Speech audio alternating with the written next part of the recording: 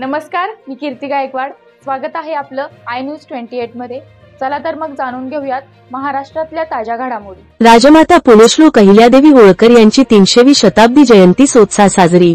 नागपूर जिल्ह्यातील सावनेर पंचायत समितीच्या सभागृहात 31 मे 2025 शनिवारी दुपारचे 12:30 वाजता राजमाता पुण्यश्लोक अहिल्यादेवी होळकर यांची 300वी शताब्दी जयंती उत्साहाच्या वातावरणात साजरी करण्यात आली।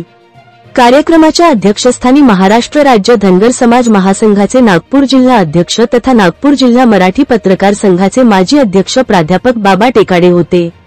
प्रमुख अतिथी म्हणून सावनेर वकील संघाचे माजी अध्यक्ष ॲड चंद्रशेखर बरेठिया, जय शिवाजी सामाजिक संस्थेचे अध्यक्ष तथा संभाजी ब्रिगेडचे विभागीय अध्यक्ष दिनेश इंगोले, टेंभुर्डो ग्रामपंचायतचे माजी सरपंच विनोद नस्कोल, 38 ग्रामपंचायतचे उपसरपंच निलेश भाकरे, 38 ग्रामपंचायतच्या सदस्या रंजना टेकाडे आदी मान्यवर मंचकावर होते।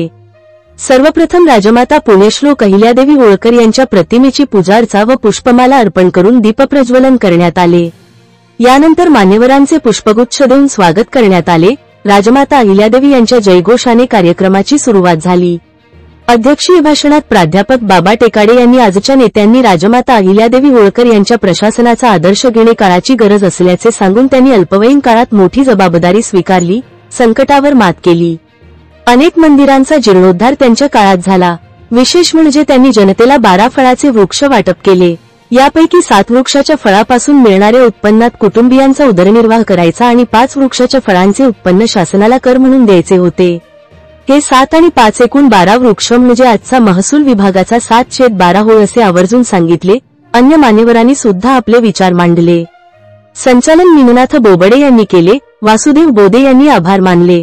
प्रसंगी यशवंत पाटील, प्रभाकर डहाके, शुभम ढवळे, विनोद नस्कोल, कमल जडाने, नारायण बोबडे, रामेश्वर चाके, भगवान तवले, दौलत डहाके, इरालाल आगरकर, विशाल गुडधे, चंद्रकांत टेकाडे, प्रशांत बोदे, शरद टेकाडे, सुरेंद्र लाखे आदीसह सावनेर तालुक्यातील विविध गावातील नागरिक उपस्थित होते।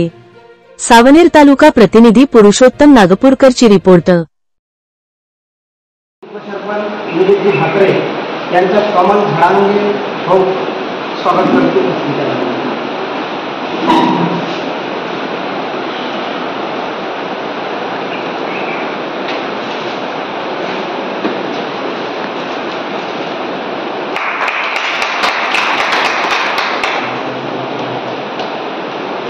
तसंच ग्रामपंचायत सदस्य